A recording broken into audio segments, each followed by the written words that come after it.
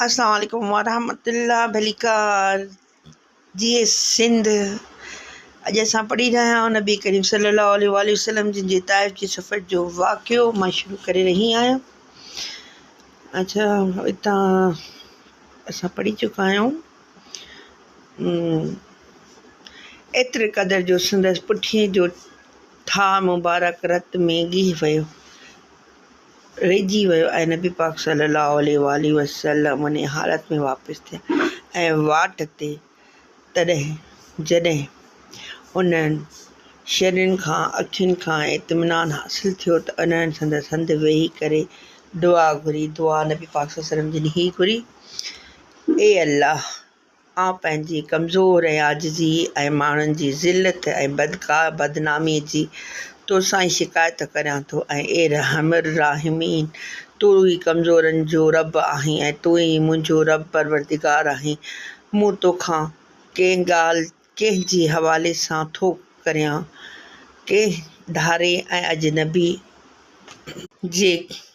जेको मूंखे ॾिसी मुंहुं ऐं गुंड विझे थो, या कंहिं दुश्मन जे जंहिंखे तो मूं सां मुसलत कयो आहे।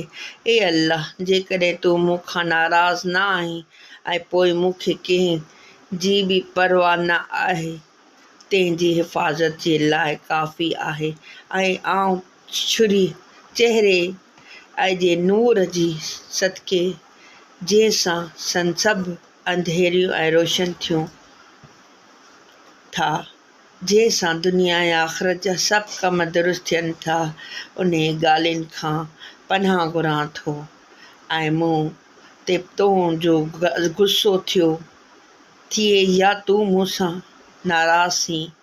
तंहिंजी नाराज़गी खे एसी ताईं दूरि करणु ज़रूरी आहे जेसीं ताईं तूं राज़ी नथो थीं ऐं तूं खां सवाइ का ताक़त न आहे जेका क़ुवत रखे। मालिक जे क़हारी शान खे जो अचिणो ई आहे।